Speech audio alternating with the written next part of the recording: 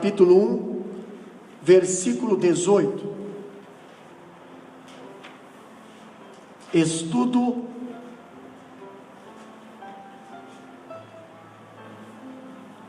do livro de Romanos, Maravilhosa Graça, onde nós temos o título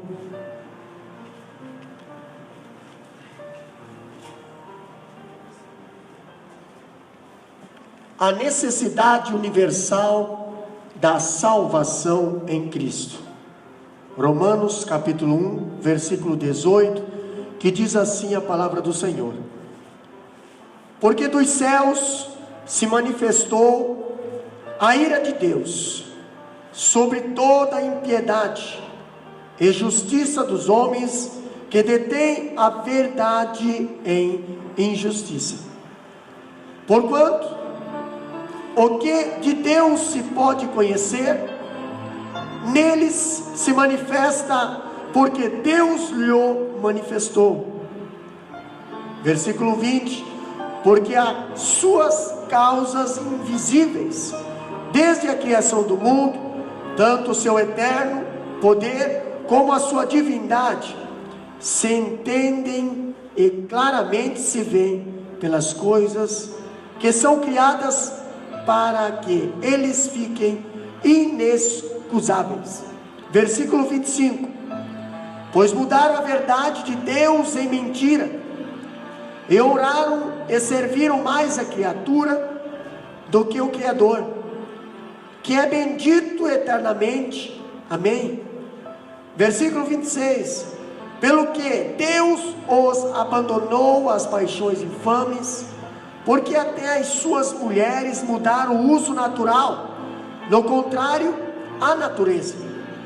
27: E semelhantemente também os varões, deixando o uso natural da sua mulher, se inflamaram em sua sensualidade, uns para com os outros, varão com varão, cometendo torpeza, e recebendo em si mesmo a recompensa que convinha ao seu erro. Capítulo 2, versículo 1: Portanto, és inexcusáveis quando julgas, ó homem, quem quer que sejas, porque te condenas a ti mesmo naquilo que julgas a outro? Pois tu que julgas fazes o mesmo.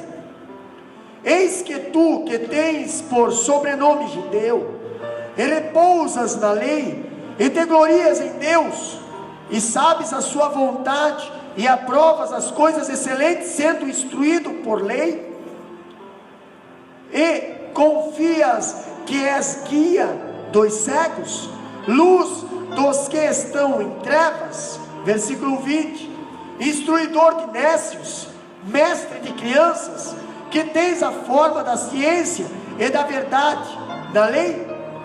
Tu, pois, que ensinas a outro, não te ensinas a ti mesmo?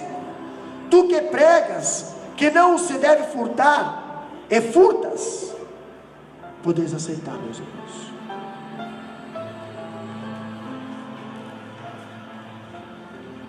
Romanos 3:10 diz bem assim: Como está escrito, não há um justo, nenhum sequer. Então não se considere santo ou mais santo que alguém, porque você está pecando. E eu vou provar pela palavra do Senhor que o pecado em sua universalidade atingiu os gentios, os judeus e toda a raça humana, inclusive nós aqui nos confins da terra. E todos ficaram debaixo do impiedoso jugo do pecado.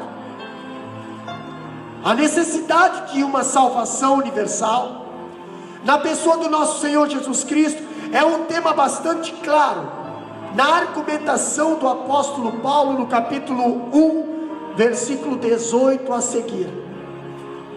Paulo nos mostra no livro de Romanos que tanto os pagãos que estavam em trevas do pecado, quanto aos judeus que se orgulhavam de possuir a lei e o templo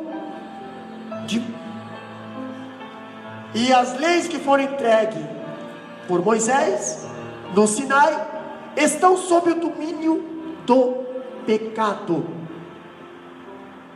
Estão sob o domínio do pecado. Você sabia disso? Estamos sob o domínio do pecado. Talvez sabia, mas sabia de uma outra forma. Mas hoje nós vamos trocar uma ideia com os irmãos. O porquê de tanta ira de Deus contra nossas vidas? Por quê? A necessidade da salvação, a necessidade da salvação universal.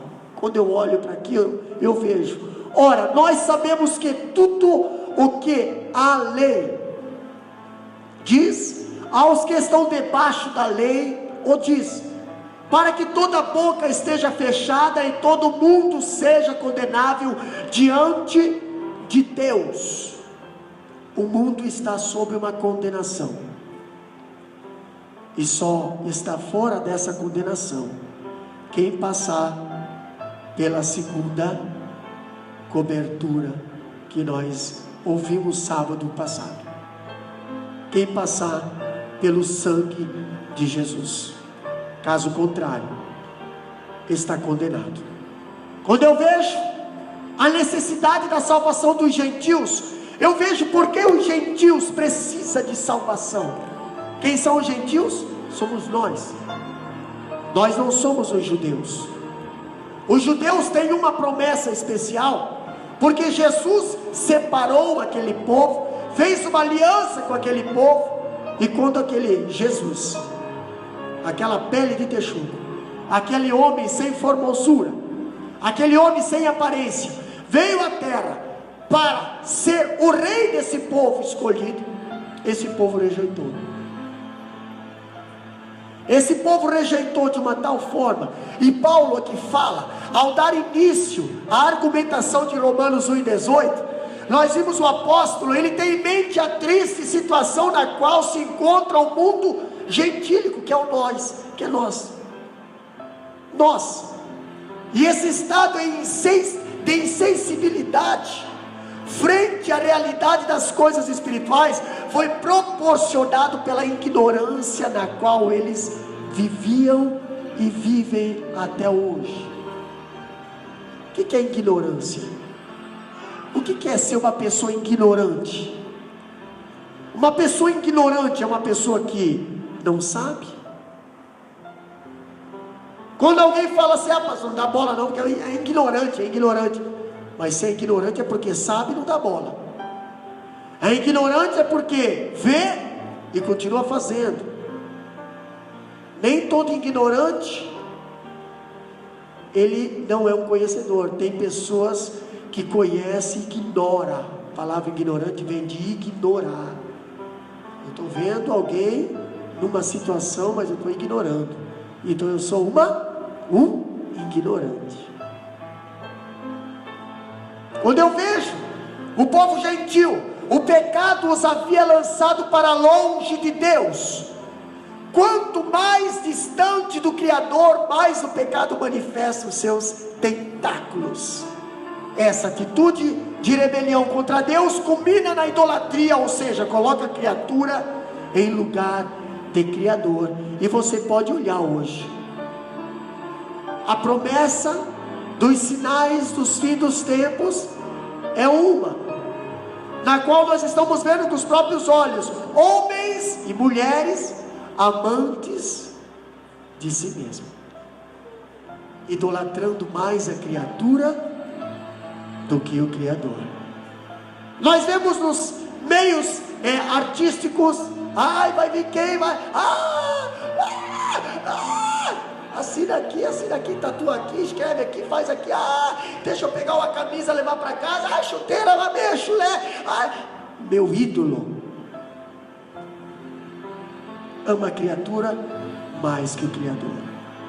Pastor, é só lá do lado de fora que acontece isso? Ah, se fosse. Mas nós temos dentro do cristianismo isso aí também.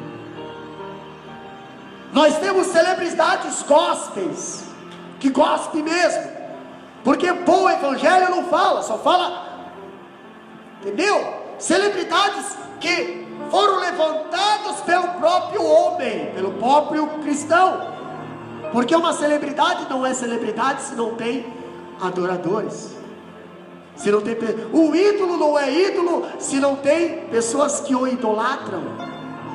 Vamos fazer um fã-clube? Vamos fazer um fã-clube da irmã Bruna. Pronto, ai, a irmã Bruna, pronto, ai, vai fazendo fã-clube aí, tem 30, 40, 50, 60, daqui a pouco tem 1000, todo mundo adorando a irmã Bruna. Aí a irmã Bruna decepciona, ah, meu Deus do céu. Aí aquele próprio fã-clube são os próprios que matam, enterram, socam o barro e ficam ali como guardas do sepulcro de Jesus, protegendo para que não se levante mais. E o apóstolo Paulo, quando ele começa a falar, no capítulo 1, versículo 18, ele já começa denunciando o erro da criatura se colocar no lugar do Criador. E é algo tão interessante, que a Bíblia fala bem assim, ó: e mudaram a glória do Deus incorruptível em semelhança à imagem de homem corruptível, de aves, de quadrúpedes e de répteis. Romanos 1:23. Entendeu? Adorar a Deus ninguém adora. Ah, mas espera aí, mas se colocar um anjo de asa aqui, meu Deus, eu estou sentindo a presença do Senhor, porque eu estou vendo essa imagem. Você só vê imagem, só sente a presença de Deus quando vê imagem. O que foi que Deus falou lá em cima do Monte Sinai para Moisés? Moisés, tu viu a glória do Senhor? Vi, senti. Porém, Moisés, mas você não viu nenhuma imagem. Então você está proibido de descer lá embaixo e fazer imagem alguma, inventar alguma imagem, algum ser, alguma coisa, dizendo, me colocando no lugar ali, ó, esse aqui é Deus, isso aqui é Deus, isso aqui é Deus. Está aí a prova, irmão, que nós não precisamos de imagem para adorar a Deus. Nós temos o próprio Deus. Não precisamos de imagem.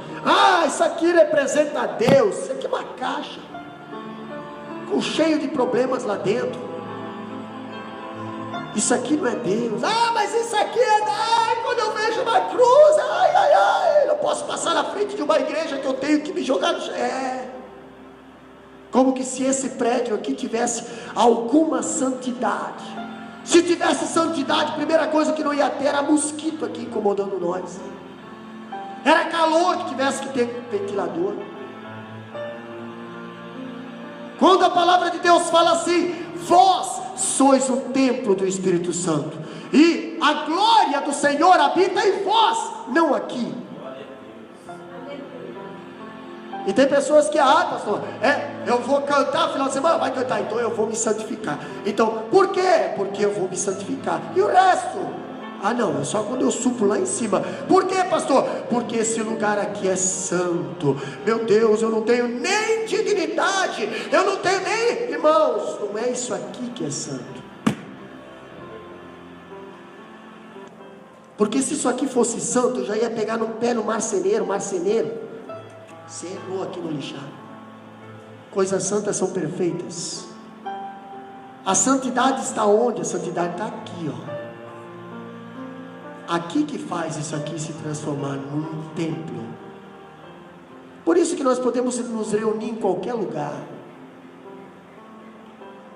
Podemos nos reunir em salão de baile, podemos nos reunir em casas familiares, podemos nos reunir lá no estádio de futebol, podemos nos reunir lá naquele salão ali que tem aqui, como é que é o nome? No Baunilha House. Podemos nos reunir lá no salão de Apurínia, aonde tem um santo, aonde tem o povo, aonde tem, ali está a presença do Senhor. Podemos se reunir na sala do sindicato, a glória do Senhor vai estar lá. Pastor, e quando nós sairmos, não vai ter mais nada lá. Essa é uma sala. Então não idolatra as coisas criadas por Deus. Idolatre Deus, o próprio Criador. Quando eu vejo a rejeição. E quando eu olho para a rejeição, meus irmãos, eu vejo algumas colocações que o apóstolo Paulo, ele deixou para nós, eu quero compartilhar com os irmãos. A queda não trouxe apenas alguns arranhões à humanidade. O que a queda trouxe? Mas a queda ruinou, a queda destruiu, a queda trouxe morte espiritual. Quem está na teologia aprendeu qual foi, o que aconteceu com o espírito do homem, corpo, alma e espírito. O que aconteceu com o espírito do homem depois da queda? Ele foi desligado da comunhão com Deus. Quando eu vejo o apóstolo Paulo falando, o homem não precisa apenas de cosméticos para melhorar a sua aparência, ele precisa de ressurreição para levantá-lo da sepultura. O homem diante de Deus, ele está morto. Por quê? Porque a Bíblia diz, porque todos, vamos lá, volta para o cola, porque todos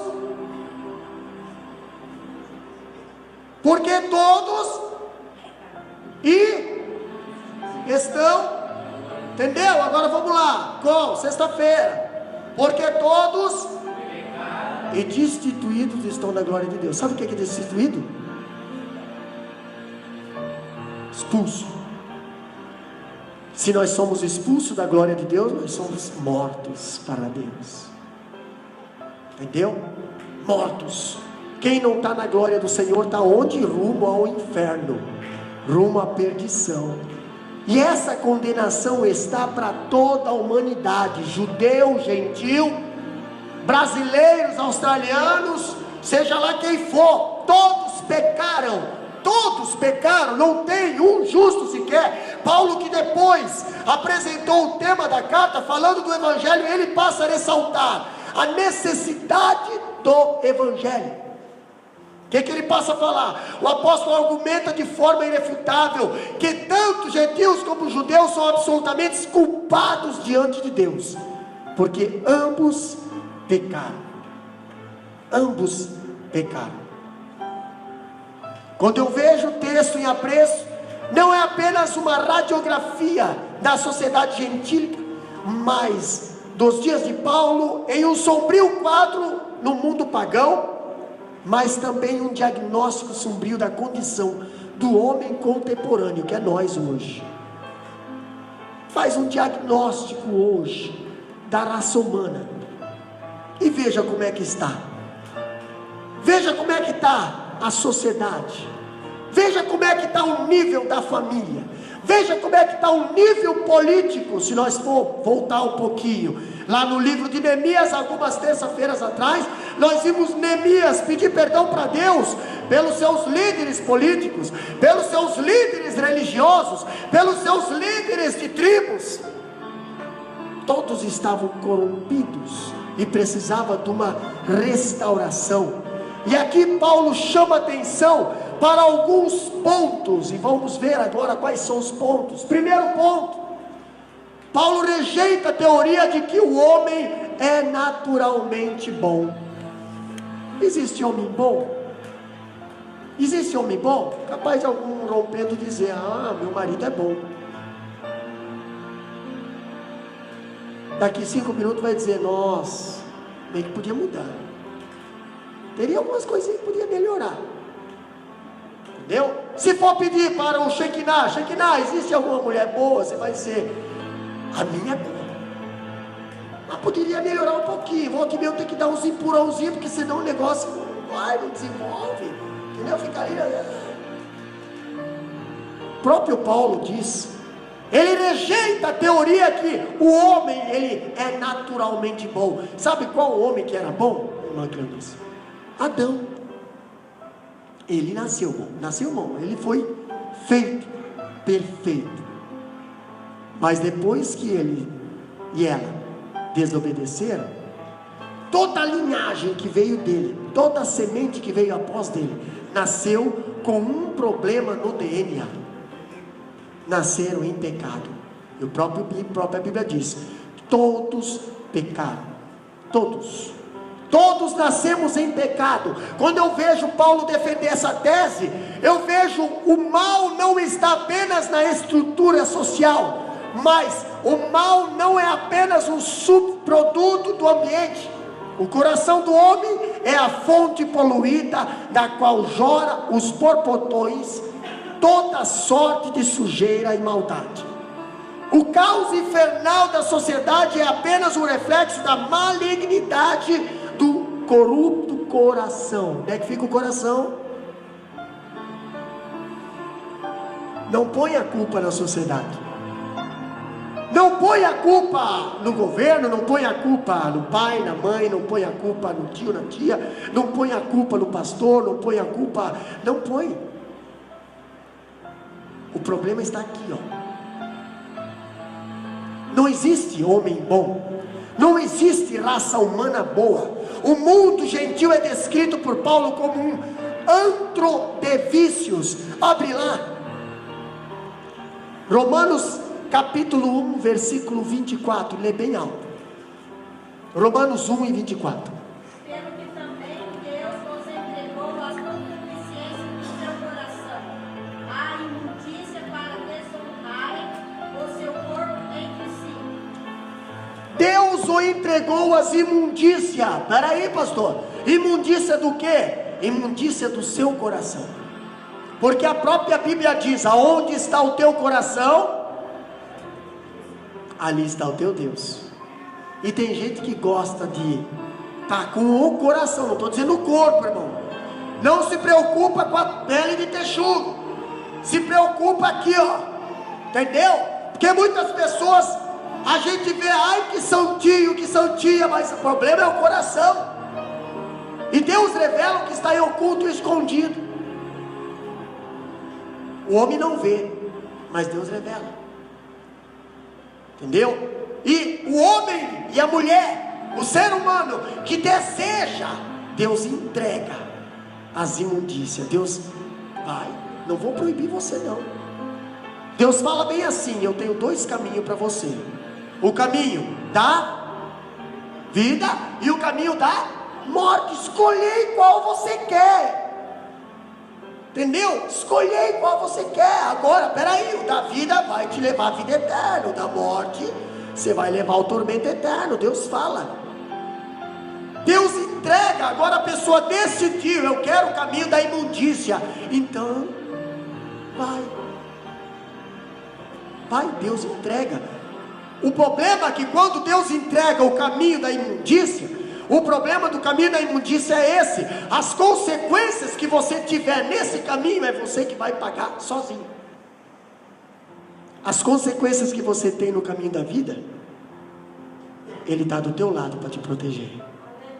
Ele coloca bem assim: eu coloco o teu fardo em cima das minhas costas, que eu vou te ajudar a carregar. Os anjos acampam-se ao redor do que o temem. Os anjos, 1000 cairão ao teu lado, 10.000 ao teu direito. Esse é o caminho da vida. No caminho da vida, eu não vou dizer para você que não vai ter perseguição, vai.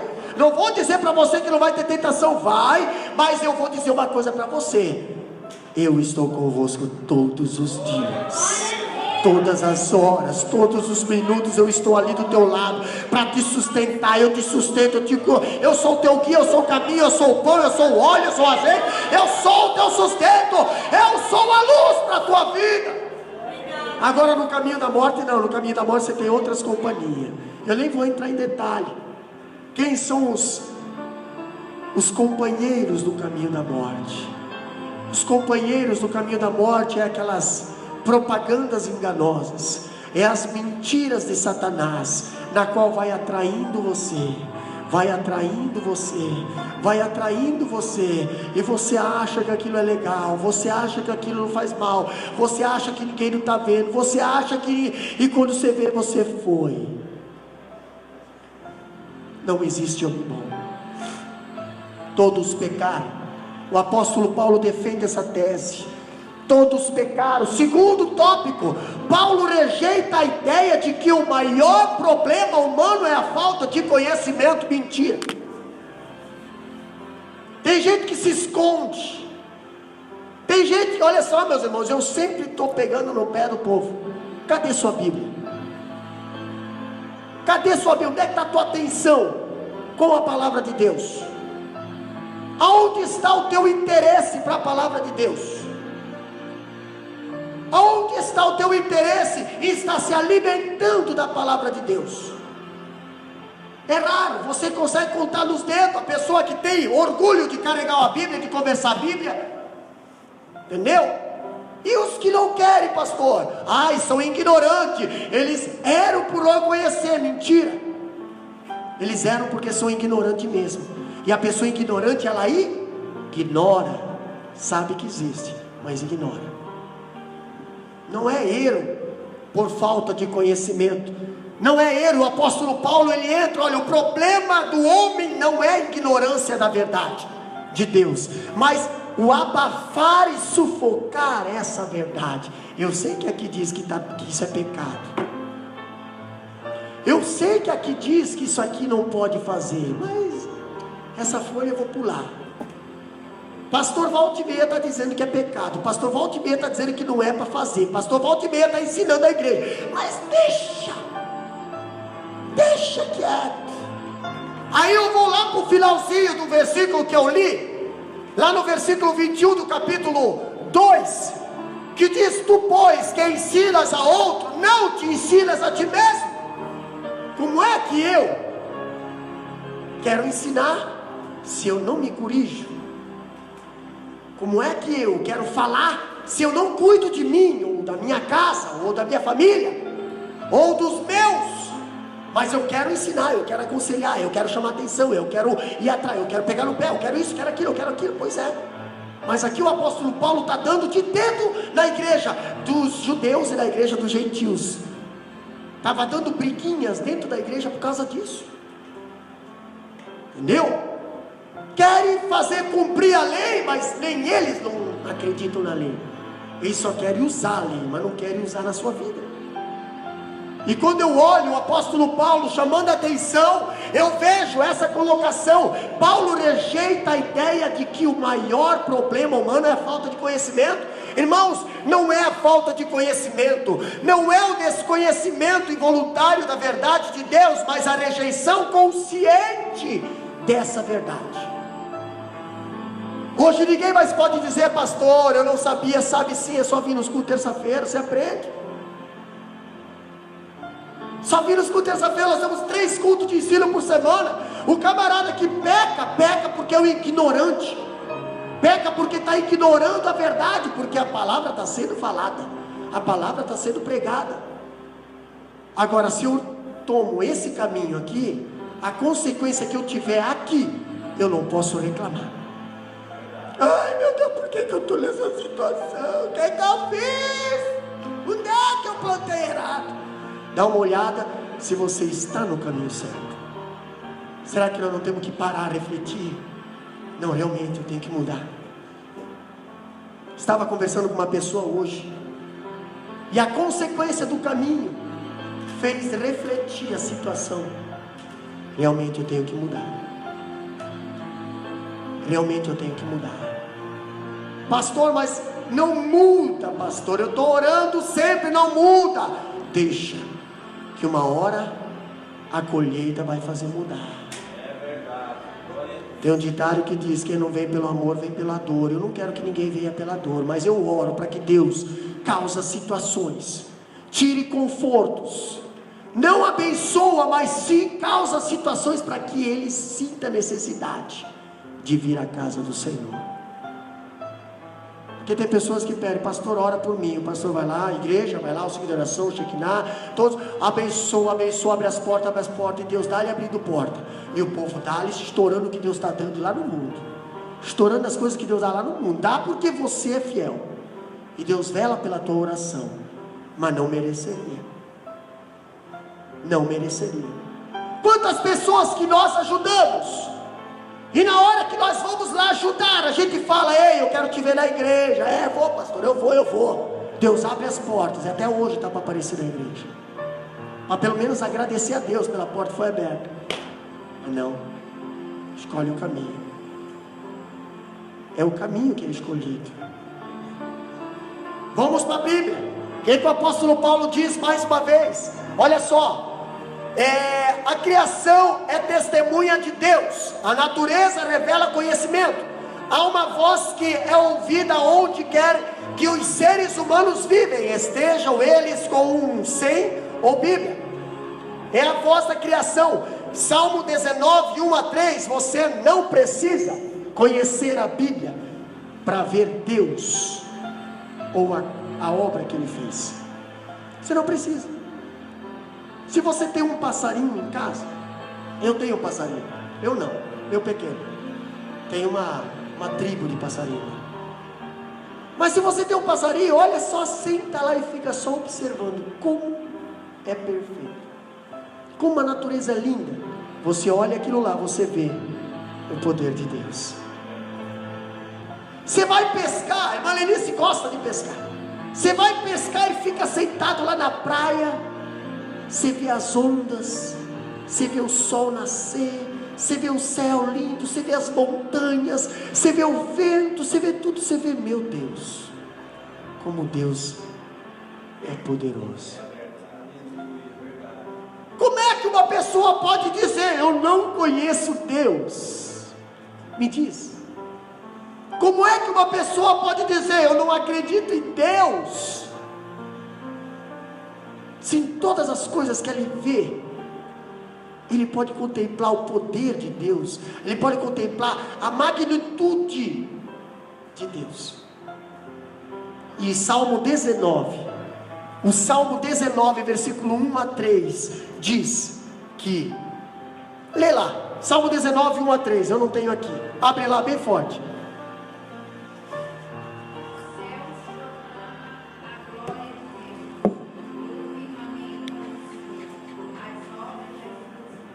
Os céus proclamam a glória de Deus, e o firmamento anuncia as obras.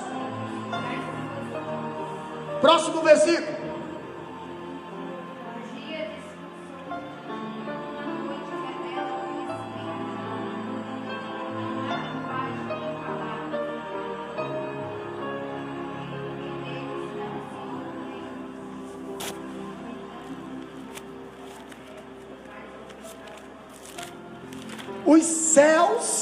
Os céus proclamam a obra de suas mãos.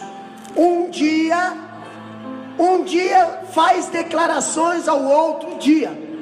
Uma noite mostra a sabedoria de outra noite.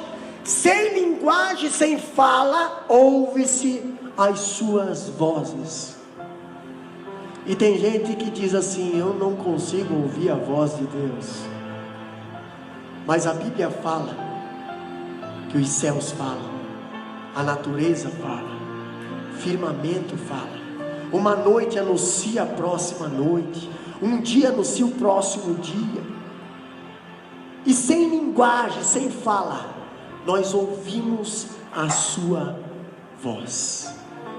É tão lindo quando nós viajamos para Macai. Quem vai para Macai sempre vê o sol nascer.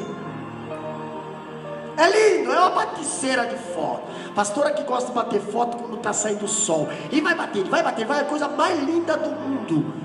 O sol nascer, o amanhecer. É uma mensagem sem palavras.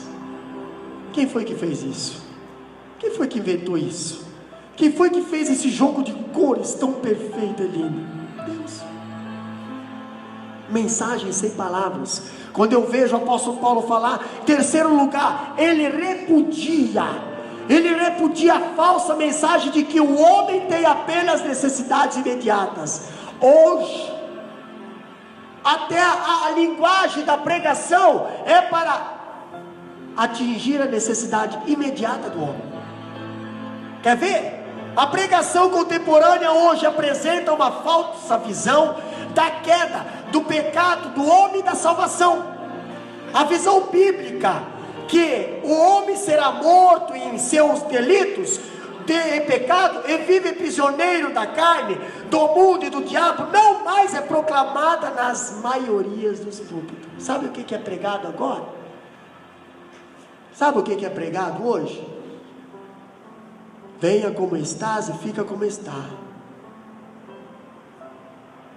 Isso não tem nada a ver, isso não faz mal. Não é bem assim.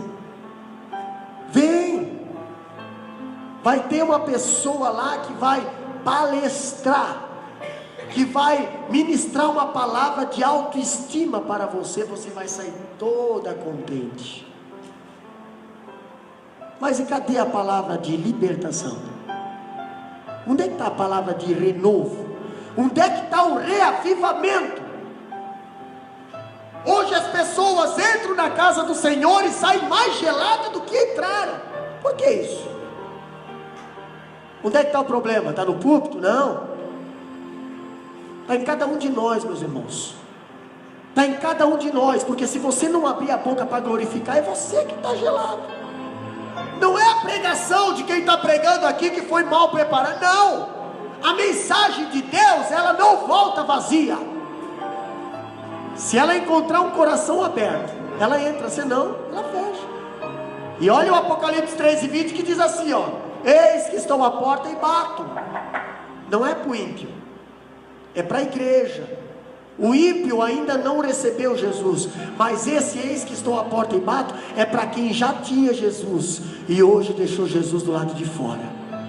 Tem um culto, coisa mais linda do mundo, boa administração bonita, é muitas coisas lindas, mas Jesus está do lado de fora. Não deixam Jesus participar. Por quê, pastor? Porque se ele entra, ele faz que nem ele fez lá na sinagoga. Ele coloca todas as coisas ruins para fora. Ele coloca todos os que estão na casa do Senhor só negociando e barganhando para fora. Ele coloca todos os cambistas que não gostam de fazer sacrifício, querem negociar pecado, ele joga para fora. Ele não tem pena não, porque a Bíblia diz que a minha casa será chamada casa de oração. É bem diferente. Aonde tem oração tem milagre. Aonde tem Jesus, tem diferença. Quando eu vejo o apóstolo Paulo falando que a falsa mensagem de que o homem tem apenas as necessidades imediatas, olha só, meus irmãos, floresce. A Bíblia porém diz que o homem é um ser rebelado contra Deus, e está debaixo da ira de Deus, e sob o seu castigo temporal e eterno. Essa é a condição de toda a humanidade. Capítulo 3 e 23 fala isso. 3 e 23, lê lá. A realidade de toda a humanidade é essa. Romanos 3 e 23.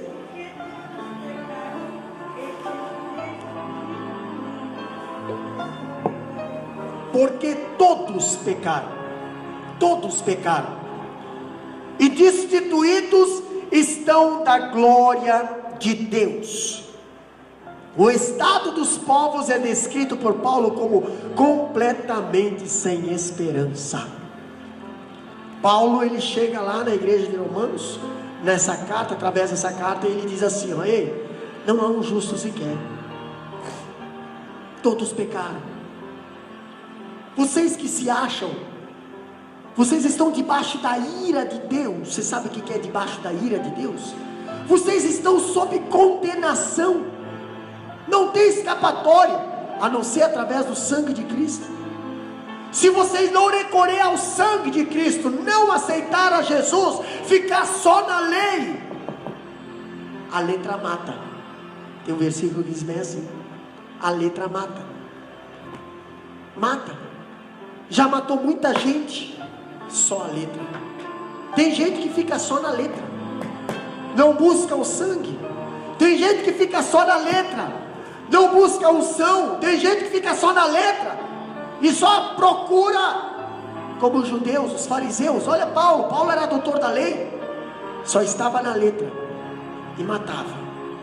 matou Estevão, matou muitos cristãos e mata até hoje, porque a própria Bíblia diz: a letra mata, mas o Espírito vivifica. Se você está com o Espírito, se você está com Deus, se você está com o Espírito Santo, tu pode ter certeza que a letra não vai matar, vai vivificar a tua vida e a vida do teu próximo. Quando eu vejo o apóstolo Paulo falando mais uma coisa, eu vejo algo interessante. Paulo rejeita a evangelização que não trata do núcleo do problema do homem. Que tipo de evangelização é esse? Olha só, meus irmãos, nos nossos dias floresce no meio evangélico uma mensagem focada nas necessidades imediatas do homem, tipo cura, prosperidade, e dos protestos diretos desses homens. Olha só, os púlpitos massageiam o ego dos pecadores. Eu não vou pregar sobre adultério, por quê? Porque tem pessoas na nave do templo que podem estar em adultério, vou perder membro.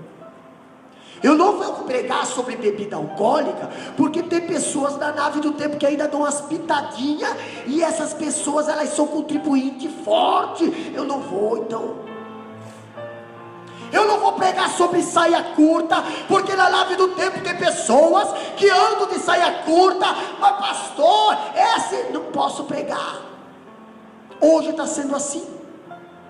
Hoje as pregações estão sendo massageando egos, massageando pecados, não estão sendo denunciados. Deus chama profeta para denunciar.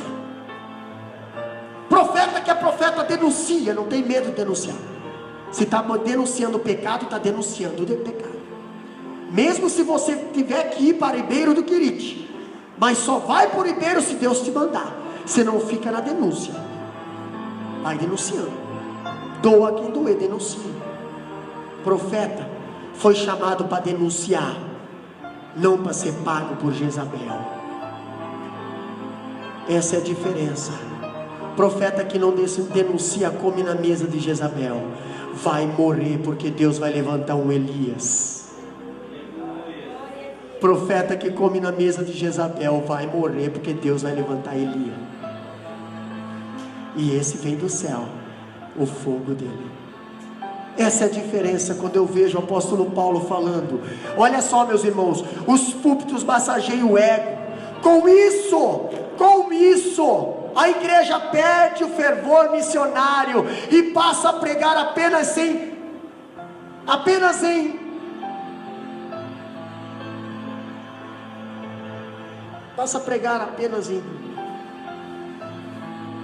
eventos, mas é aquelas mensagens, entendeu? Que você recebe algo, mas quando você chega no final do evento, você não tem mais nada. Você pula, e se alguém chegar no final do culto, perguntar para você o que você recebeu, você vai dizer assim: não sei. Mas por que você pulou? Porque as pessoas estavam pulando. Mas por que você estava chorando? Porque eu olhei para minha colega do lado, eu achei tão emocionante ela chorar, eu comecei a chorar também. Então você não recebeu nada? Não. Entendeu? Mas por que você chorou? Porque o pregador falou algo tão emotivo. Irmãos, emoção não é salvação. A palavra toca na tua vida, a palavra entra no teu coração, o Espírito Santo te convence. Agora, o que não vier disso é procedência duvidosa. Você pode molhar o carteiro, mas não vai fazer nada. Quando eu vejo o apóstolo Paulo, ele falando sobre isso aí, eu vejo uma personagem interpretando a passagem em apreço, cita 4 estágios do mundo gentil, culpando diante de Deus. Olha só, 4 coisas que o mundo gentil está culpado diante de Deus. Primeiro, a inteligência. Quando eu vejo a inteligência no mundo gentil, o que aconteceu lá? A inteligência, no capítulo 1, versículo 18 a 20, eu vejo Paulo falando da inteligência do homem. Mas que inteligência era essa? Abre lá, capítulo 1, versículo 18. Aqui, ó, que diz assim, ó: porque do céu se manifesta a ira de Deus sobre toda a impiedade e injustiça dos homens, que detém a verdade em injustiça. Ei, detém a verdade. Inteligência. Você poderia segurar a justiça, você poderia prender, mas você está detendo. Você está trocando a verdade com a injustiça. Isso é algo que nenhum nécio vai fazer. É pessoas inteligentes que fazem isso. Entendeu? Pessoas que não é bomba da cabeça não. Ela está sabendo, consciente do que estão fazendo. Uma pessoa que tem consciência não é burra não, porque ela está tomando decisões, mas a decisão é errada. Pois é, mas ela está pensando, ela tem inteligência para fazer isso, só não está tendo sabedoria. Quando eu vejo algo interessante também, eu vejo a segunda coisa, a ignorância. Versículo 21 e 23, o que que diz lá? Portanto, tendo conhecimento, a Deus não o glorificaram como Deus. Isso é ser ignorante. Uma pessoa que conhece e não glorifica, não é uma pessoa que não tem conhecimento, é uma pessoa que sabe, mas ignorou. Eu vejo Paulo destacando nas igrejas a ignorância, que eles vê Deus, conhece Deus, mas não glorifica a Deus. É o que está lá no versículo 21 até o versículo 23. Quando eu vejo Paulo destacando a terceira coisa, eu vejo Paulo destacando a imoralidade, versículo 24. O que diz no versículo 24? Pelo que também Deus os entregou à concupiscência dos seus corações, a imundícia, para desonrarem a seu corpo entre si. Isso é imoral. Pois mudaram a verdade de Deus em mentira, e honraram e serviram mais a criatura do que o Criador, que é bendito eternamente. Amém. Vai até o 27.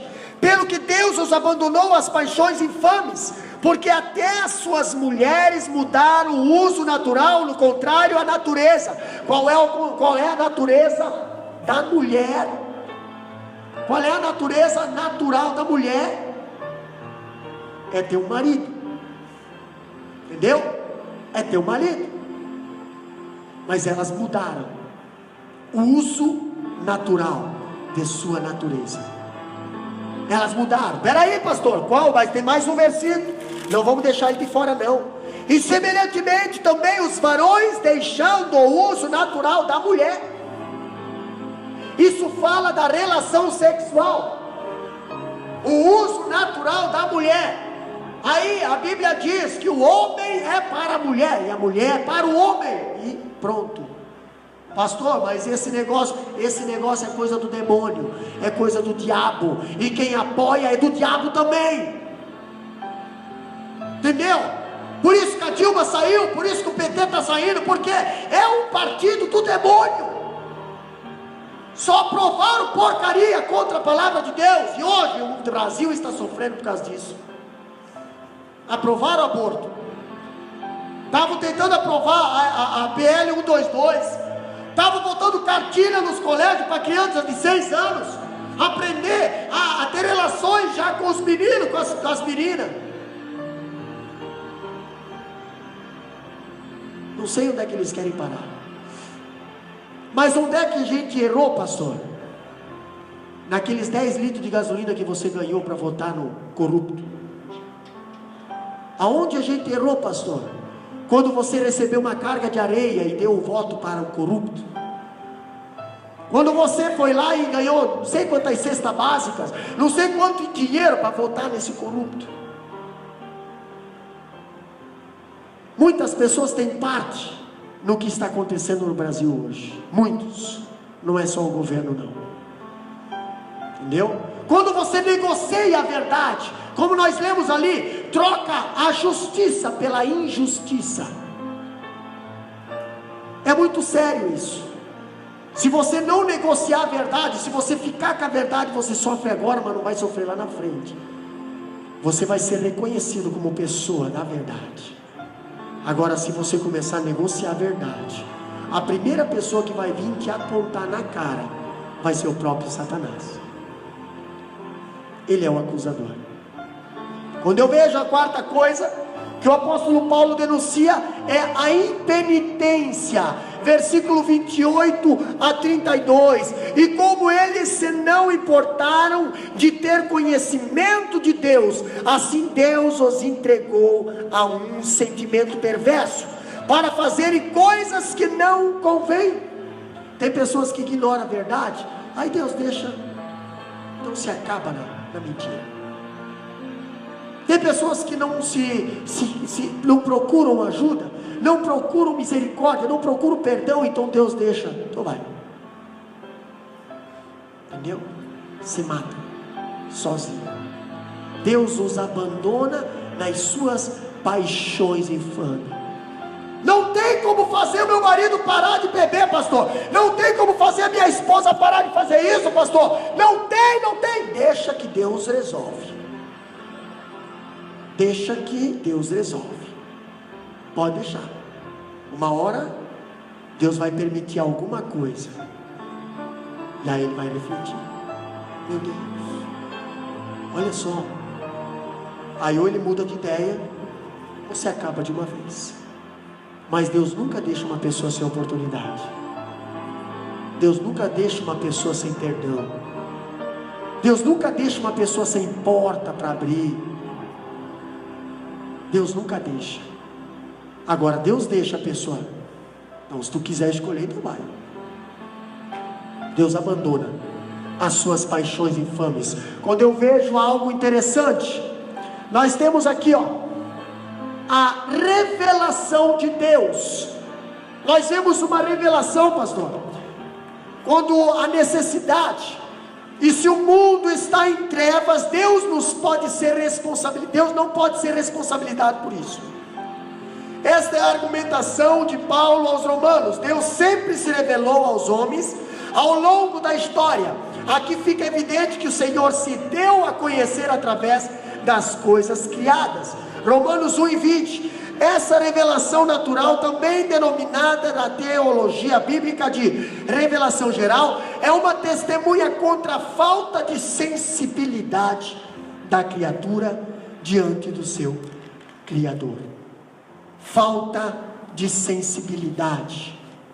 E eu quero destacar algum ponto aqui interessante quando eu falo de sensibilidade.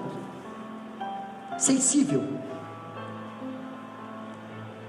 Sensível é tipo assim, você olha para uma criança, Mancledes olha para Betel, e ela sabe certinho se ela está com fome, se ela está com dor, se ela está quente, se ela está legal ou não. Sensível. Você olha para uma pessoa, você é sensível a ela, você sabe certinho pela aparência dela se ela está legal ou não, cansada ou não, triste ou não. Mas quando você olha para um cristão, quando você olha para uma pessoa, e você não consegue mais enxergar santidade nessa pessoa, ou você consegue enxergar santidade numa pessoa que não tem santidade, aí você tem uma falta de sensibilidade. Quando você consegue olhar para uma igreja e ver assim, nossa, que igreja santa, e a igreja está cheia de falha, cheia de problemas, cheia de pecado, pecados em cima dos púlpitos, pecado em toda parte dos departamentos, e ainda você consegue dizer, nossa, que ambiente gostoso. Isso eu digo para você que é falta de sensibilidade. Por quê? Porque se você for sensível à palavra do Senhor, você não vai se conformar, porque a palavra de Deus mesmo diz, não se conformeis. Se você for sensível à palavra do Senhor, você vai dizer que nem Paulo falou ali em Romanos 1, não me envergonho, tem o Evangelho é verdade, eu não me envergonho de falar a verdade, não tenho medo de falar a verdade, não tenho compromisso com pessoas que toleram o erro, que toleram as coisas erradas. O meu compromisso é com a verdade. Eu não me envergonho do Evangelho de Cristo. Essa é a diferença quando eu vejo Paulo defendendo essa aqui, A ira de Deus é justa por causa da forma injusta que o homem se relaciona com a verdade. Qual é o teu relacionamento com a verdade? Você conhece os 10 mandamentos de pé e salteado, mas qual é a forma injusta que você está usando esses 10 mandamentos? Quer um exemplo? Satanás chegou lá no jardim do Éden, e ele usou a verdade de uma forma injusta. Ele manipulou a verdade. Será? Mas será? Não. É que ele não quer que você seja igual a ele. Se você comer dessa árvore, você vai ser igual a Deus. Mas é bom ser igual a Deus. Olha, conjecturando, vamos supor, talvez Satanás falou até mais que isso. Eu te aconselharia até, porque é uma boa escolha. Eu no seu lugar escolheria comer essa fruta. E é linda, né? Nossa, dá água na boca, né? Vem cá, vem aqui. Olha aqui, ó. Não, só pega. Olha que macia, nem é igual às outras. Ele falou que você pode comer as outras, mas as outras nem é tão igual a essa. Nossa, tem um sabor muito gostoso. Experimenta. Aqui, tá vendo? Come aqui tá vendo? O Adão nem tá perto. O Adão não vai falar nada. Você não precisa falar para ele. Nunca alguém falou isso para você? Nunca alguém falou isso para você? Não, ninguém tá vendo. Tua esposa não tá perto. Teu esposo não tá perto. Será que nunca veio uma voz dessa no teu consciente? Na tua mente? Não pode fazer, ninguém está vendo. Teu pai, tua mãe não está vendo. Teu marido não está vendo. Tua esposa não está vendo. Teus colegas não estão vendo. Encarregado não pode fazer, rapaz. Ninguém vai descobrir isso. Come, Eva, come. Pode comer. Está vendo que gostoso? Está vendo? Você comeu agora? Tchau. Mas você não vai voltar, agora não quero mais papo contigo. Oh Deus, tua criatura te desobedeceu. Eu fiz isso. Quero ver agora você sair dessa, Deus. Acabei com o que tu fez de bom. Você está entendendo? Você está entendendo? E diz a Bíblia que Deus veio na viração do dia. Adão! E houve silêncio. Porque quando Deus vinha, antes da desobediência, era uma festa. Onde não tem pecado, tem festa. Porque tinha comunhão. O espírito de Adão era ligado com o espírito de Deus. Tinha comunhão. E agora, por causa do pecado da desobediência, Adão nem viu mais a imagem de Deus. Adão só ouviu a voz de Deus. Adão, onde é que tu estás? Adão, estou te procurando, Adão. Será que o Adão precisa te procurar? Será que Deus precisa te procurar? Será que Deus não precisa te procurar, porque Ele sabe exatamente onde é que você está. Ele sabe exatamente o que nós fizemos, aonde foi que erramos. Então não adianta nós querer, Deus é que sabe, né Deus? Por que tu não veio? Ele sabe realmente o porquê. Então não enrola Deus, que a pena vai ser pior. Onde é que você está, Deus? Onde é que você está? Não, estou aqui. O que aconteceu? Você comeu, né? Você pode ver que Deus não deixou Adão falar. O que você fez, Adão? Você comeu, né? Só para provar para Adão que Deus conhece tudo. Só para provar para nós que Deus conhece tudo. Deus sabe tudo da nossa vida. Ele só quer que nós abrimos a nossa boca e confessamos. A Bíblia fala bem assim, se com a tua boca confessar, eu vou te perdoar. Mas eu sei que você errou. Mas é você que tem que confessar. É você que tem que se arrepender. Se ficar se justificando, você vai ficar que nem Adão e Eva. E nós vamos pagar por isso. Por isso que nós nascemos em pecado hoje. Porque aquele casal lá, aquele cabeçudo lá, eles, em vez de pedir perdão, não. O que deu? Foi a Eva. O que deu? Foi a serpente. O que deu? Foi o Satanás. O que deu? Não sobrou mais ninguém, então fui eu mesmo. Entendeu? É assim que acontece. Quando eu vejo a ira de Deus é a justa causa da forma injusta que o homem se relaciona com a verdade. Eu vejo mais uma qualidade aqui, que a ira de Deus é justa por causa da forma consciente que o homem rejeita a revelação divina. A ira de Deus é justa. Não reclame da ira de Deus, porque é justa. Quando Deus fala para Moisés lá no Monte Horebe: Moisés, maldito, maldito, maldito aquele que fazer isso, maldito aquele que fazer aquilo, maldito aquele que fazer aquilo, aquele que fazer assim, maldito. Moisés, aquele que fazer assim, maldito. Moisés, bendito é aquele que faz aquilo, bem-aventurado é o homem que faz isso, bem-aventurado é o homem que faz isso. Existe dois lados. Existe a bênção e a maldição. E eu acho interessante que quando Deus vela pela palavra da bênção, todo mundo fica feliz. Ai, é Deus, Deus é bom. Quando Deus vela pela palavra da maldição, Deus me esqueceu, Deus me abandonou. Mas Deus é justo. Deus é justo. Ele vela pela sua palavra. E a palavra dele é bênção e também é maldição. Bênção para quem obedece, maldição para quem desobedece.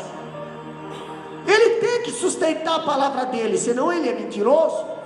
E a palavra de Deus fala bem assim, que Deus não é homem para mentir, o homem é mentiroso, e nem filho do homem para que minta, ou se arrependa. Deus não se arrepende.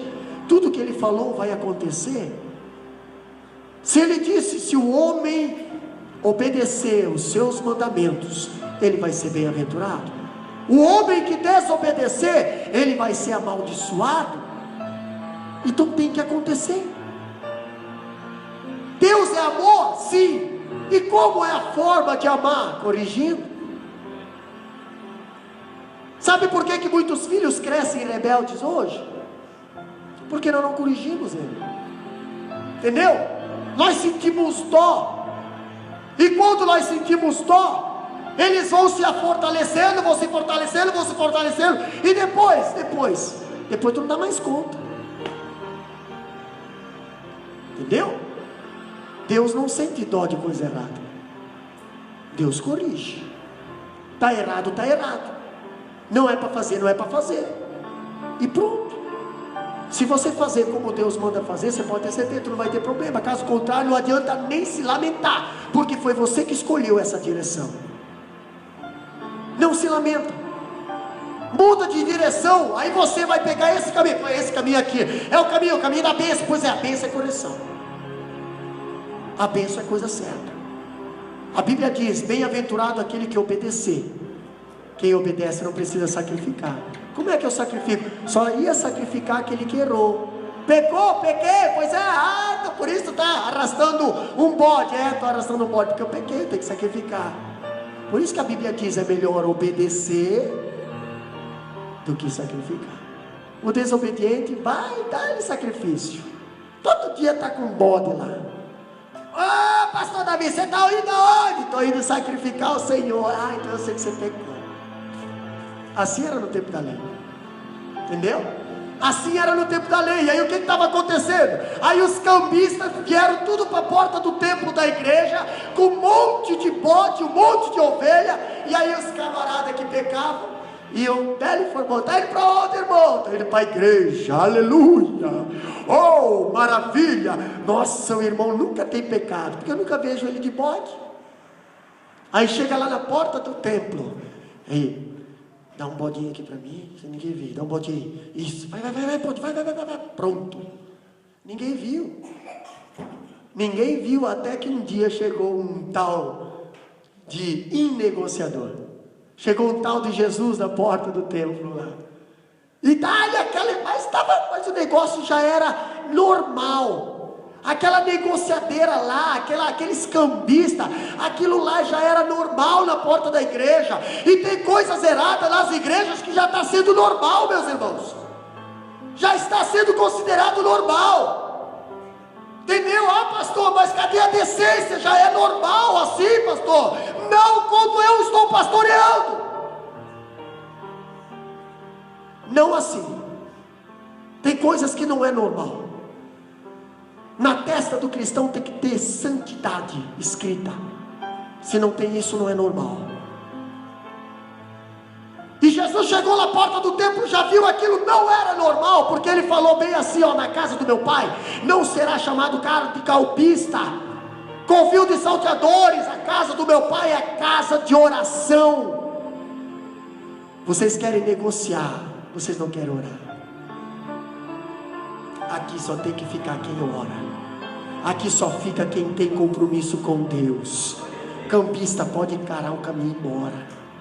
Quer negociar com as coisas de Deus, pode pegar o caminho. Pastor, vou sair da igreja. Saia, porque negociador não é lugar dentro da igreja. Você está só atrapalhando, está contaminando. Jesus não só pediu para sair, mas ele meteu o chicote. Por quê? Porque todo o povo que vinha para a igreja, aqueles cambistas já estavam contaminando. Ó, se tu tiver pecado, o próximo culto não precisa trazer, viu? Eu já estou vendendo aqui, ó. Entendeu? Mas quando Jesus chegou, já fez uma zerada. O culto já foi diferente. O culto já foi diferente. Já teve manifestação dentro da igreja, já teve batismo, já teve cura, já teve. Por quê? Porque não tinha negociador. Até no meio dos obreiros, já vou encerrar, a irmã Ellen já se prepara. Até no meio dos obreiros tinha um negociador, na qual Jesus não o escolheu, ele se ofereceu. Se lembra? Jesus foi chamando. A Bíblia diz que Jesus escolheu 12 discípulos, mas teve um que Jesus não escolheu. Teve um que se ofereceu. E sabe como é que foi que ele se ofereceu? Você pode olhar lá onde fala Jesus escolhendo os discípulos, apareceu um homem bem assim: ó, Jesus, eu quero ir, você também. Jesus fala bem assim: ei, o filho do homem não tem, as raposas têm covis, os passarinhos têm seus ninhos, mas o filho do homem não tem onde reclinar a cabeça. Você quer vir?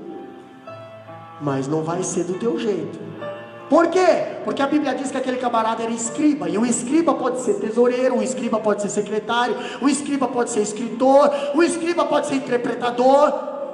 Diz a Bíblia que aquele camarada era um escriba, e ele chegou lá querendo se oferecer: mestre, eu queria também ser.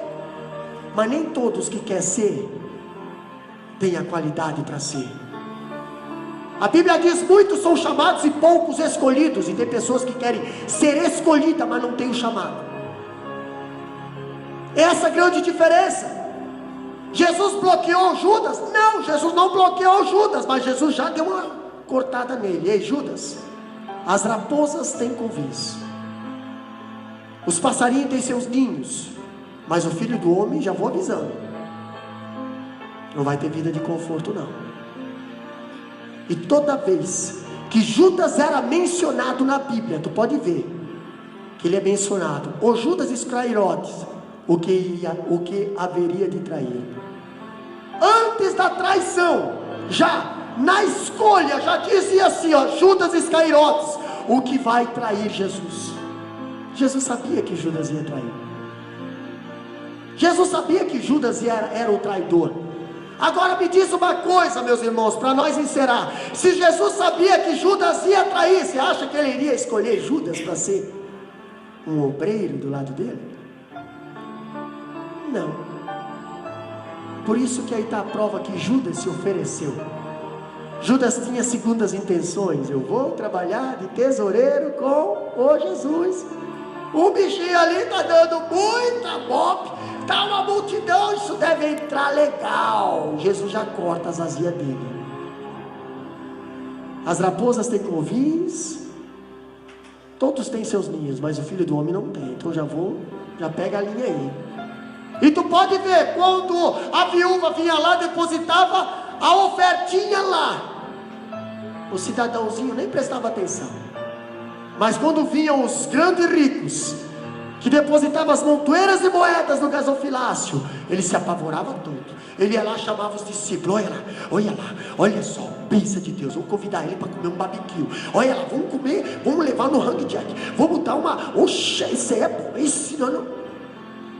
E Jesus estava observando, porque Jesus sabia que ele não tinha chamado. Jesus sabia que uma hora ele ia dar-lhe uma mordida por trás, a serpente ia morder. Jesus pega e chama os discípulos: vem cá, está vendo? Ela deu mais do que todos eles. Por quê? Porque ela deu tudo o que tinha. Aí os discípulos: que bom, né, mestre? Mas o cidadãozinho traidor, daqui a pouco, na casa de uma pessoa onde Jesus tinha feito um milagre, entra uma mulher e vai lá nos pés de Jesus e quebra o vaso de alabastro. Para quê?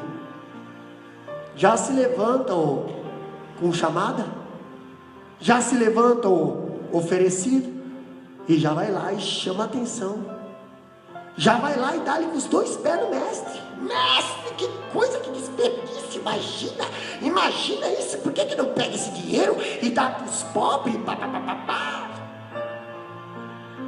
Jesus fala bem assim: ei,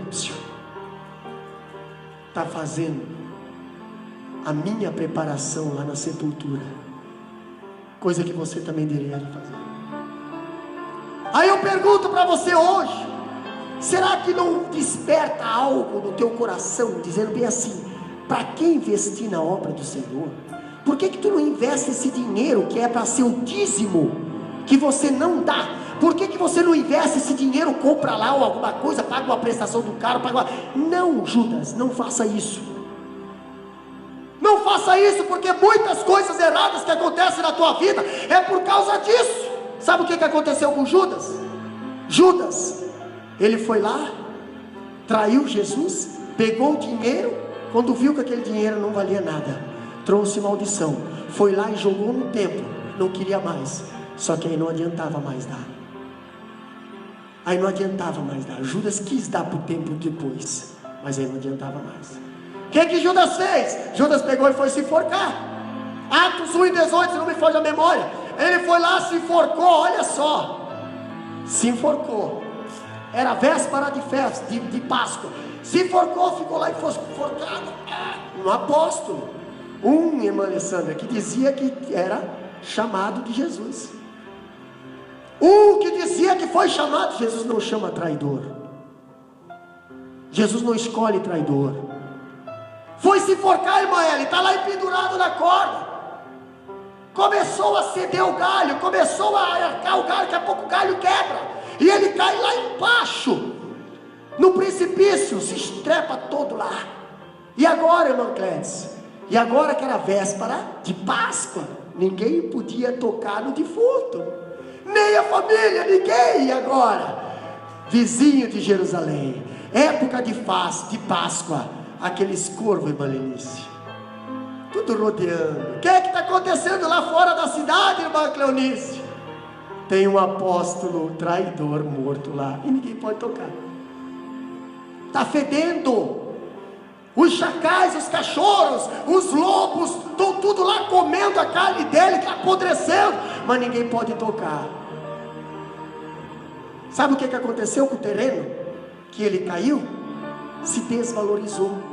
É o que acontece hoje, né? Pega uma casa aí que alguém se enforcou, que alguém se matou, que aconteceu alguma coisa, para ver onde é que vai o valor da casa, por causa da história. E por isso que aquele terreno não conseguiram vender mais. Sabe com quantos que compraram aquele terreno? Com o dinheiro que ele jogou lá no templo, 30 moedas de prata, e botaram o nome Campo de Sangue, que hoje é um cemitério. Entendeu? Paulo denuncia isso. O homem está no pecado, e para ele ser salvo, ele precisa se arrepender dos seus pecados. Todos pecaram e destituídos toda a glória de Deus, mas reconheça, ainda há uma saída. Jesus morreu na cruz do Calvário para nos salvar. Solta lá, meu filho. Jesus morreu na cruz do Calvário por mim e por você. Jesus morreu na cruz do Calvário porque um traiu, mas Ele salvou a humanidade toda. Ele salvou eu e você. Gotas de sangue foram derramadas na cruz do Calvário para que nós estivéssemos hoje aqui, para que nós pudéssemos levantar a mão para o céu. Na hora do convite, na hora que Ele faz o convite, na hora que Ele fala, tem alguém aqui com problema? Levanta a tua mão para o céu e diga eu, porque é melhor você reconhecer a sua fraqueza do que ser denunciado na porta do céu. Aleluia. Oh, Espírito Santo, Deus vai fazer. No passado Jesus operou muitas maravilhas. Onde Ele passava, milagres aconteciam. é verdade. Ordenava e o mal ia embora. Esse é o Jesus não que tu marcava nem dia nem hora. Esse é o Deus verdadeiro. A missão dele aqui na terra era fazer o bem. Reconheça isso. Curou lepra, deu vista ao cego, fez coxo andar. Fez o surdo ouvir, também fez o mudo falar. Expulsava todos os demônios, também fez morto ressuscitar. Esse é o Jesus. Meu Jesus não mudou e hoje pode operar aqui. Eu quero ver grandes milagres acontecerem. Aleluia. O mudo falar, o surdo ouvir e o cego ver. O paralítico sair correndo para provar que Deus é tremendo, Deus poderoso, ninguém impede quando queres agir. Esse é teu Deus, esse é teu Deus. Já pode curar qualquer doença e mandar embora a depressão, a tuberculose, ai que os problemas de coração. E se alguém morrer, tu és a vida e faz reviver pelo teu poder. Cura o câncer da alma do homem e fazer nascer qualquer doença e mandar embora a depressão, a tuberculose, ai de problemas de coração. E se alguém morrer, tu és a vida que faz reviver pelo teu poder. Cura o câncer da alma do homem e fazer nascer.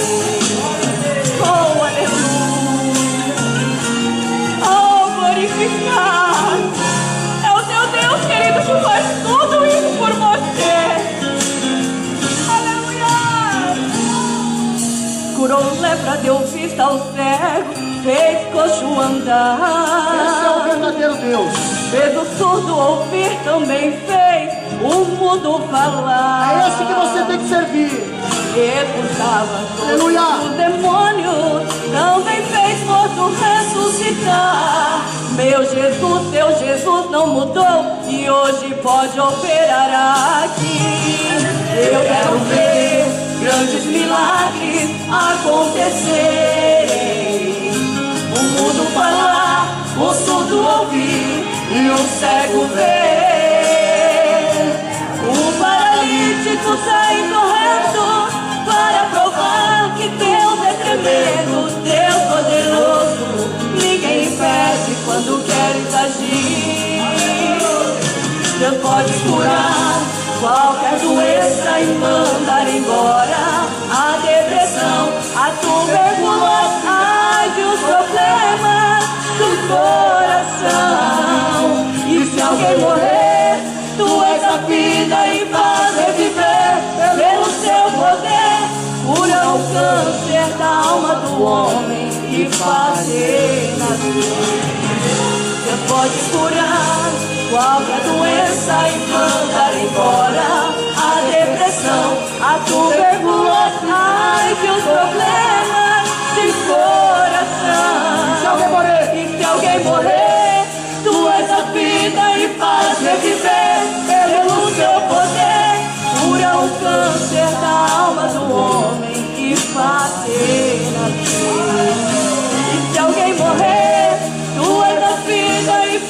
viver pelo seu poder. Cura o câncer da alma do homem e faz renascer. Aleluia!